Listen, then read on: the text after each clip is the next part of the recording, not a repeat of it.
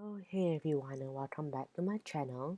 Today we are watching the 1985 American Canadian Christmas fantasy film called One Magic Christmas.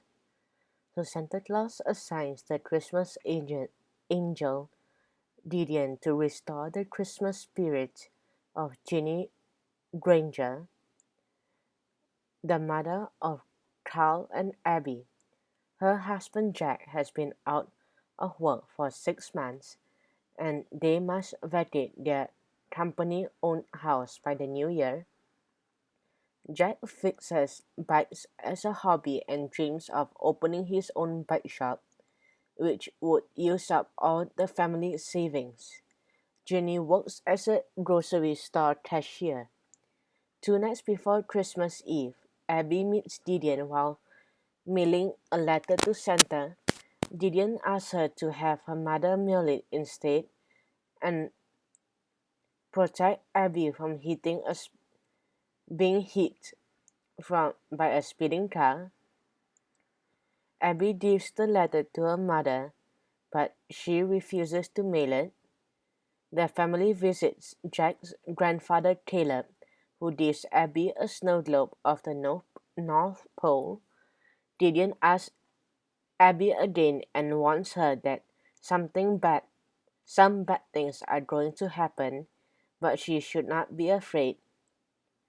He accidentally drops and shatters her snow globe, then magically restores it. Ginny and Jack discuss their finances, where Ginny tells Jack that he should find a new job instead of opening the bike shop. Frustrated, he leaves the house to go for a walk.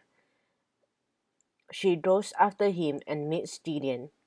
While the Christmas lights on the street around her are off, on Christmas Eve, on her way to work, Ginny meets Harry Dickens at a gas station, who is trying to sell some of his possessions in order to support himself and his son. She goes on her way while Jack leaves the children in the car, while he goes to the bank and withdraws some of their savings for Christmas shopping.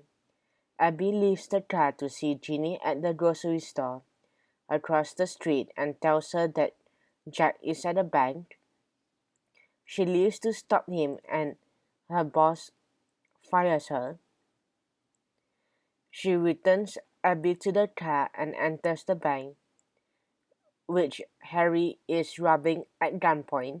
Jack attempts to calm Harry down, but he impulsively shoots and kills Jack. He flees in Jack's car with Carl and Abby still inside. Ginny takes his car to chase after him, but runs out of gas before she can catch up with him. He swerves to avoid the police but skids off the bridge into the river. Believing she lost her husband and children, she returned to the house grief-stricken. Gideon rescues the children and the police bring them home. Ginny tells them that their father is dead and is never coming home. Abby goes to the town's Christmas tree and finds Gideon and asks him to bring back her father. He tells her he can't, and only the one who can is Santa Claus. Gideon takes Abby to the North Pole to see Santa, who informs her that he also cannot fix what has happened or make her mother feel better, but Abby can. He shows her his workshop, which is a factory run by Christmas angels instead of elves. He retrieves a letter Ginny sent as a child and tells Abby to give it to her mother. Gideon returns Abby to her house and she gives her mother the letter.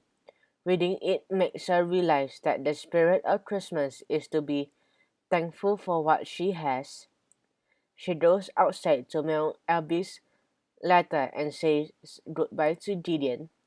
All the Christmas lights on the street comes back on, and it is the night before Christmas Eve again and Jack is alive. The next day, Ginny's boss gave her the day off so she could spend it with her family.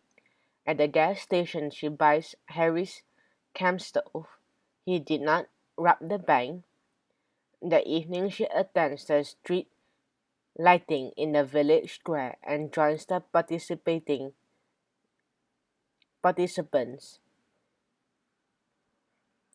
Later, the family is celebrating Christmas at Caleb's, and she writes a check to Jack for the bike shop as a Christmas present. Ginny hears Santa Claus downstairs and finds him putting presents under the tree. Get that 5 cents, Frankie. Come on.